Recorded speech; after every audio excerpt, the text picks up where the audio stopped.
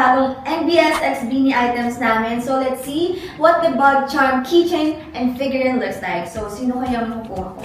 I feel like I'm gonna start with the small ones kasi gusto ko surprise talaga. So, muna tayo sa acrylic clip. Oh! It's Mika! Sobrang cute. And then eraser. Grabe, childhood.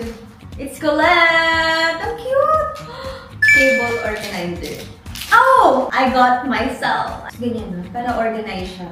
Sticky notes with charms keychain.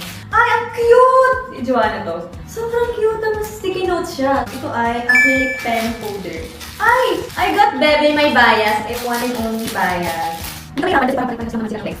Pero parang ganito siya. Something like this. Basta ganyan siya. Luggage tag. Ayan. I got myself again! Photo card holder. Blooms! Ako na naman yung nakuha ko. I got myself again for the third time. Charger protector. Oh, I got Bebe again for the second time, my bias. Yun yung mga inclusions niya.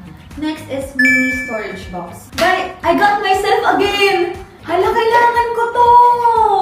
Ito naman, figure na. I got Mika again. Sobrang cute nito. And then this is the last one. I got Taco, my bias record. So this is Taco when she's a cat.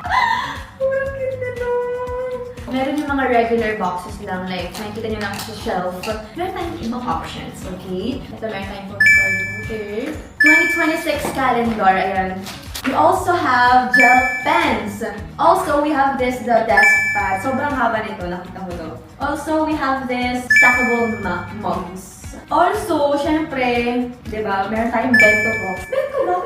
Also, the mouse pad sa mga gamers dyan na Bloom din. So this, the clear book. Sobrang cute. Good luck and happy shopping, Blooms! The NBS X Beanie collection is finally out. So run out the nearest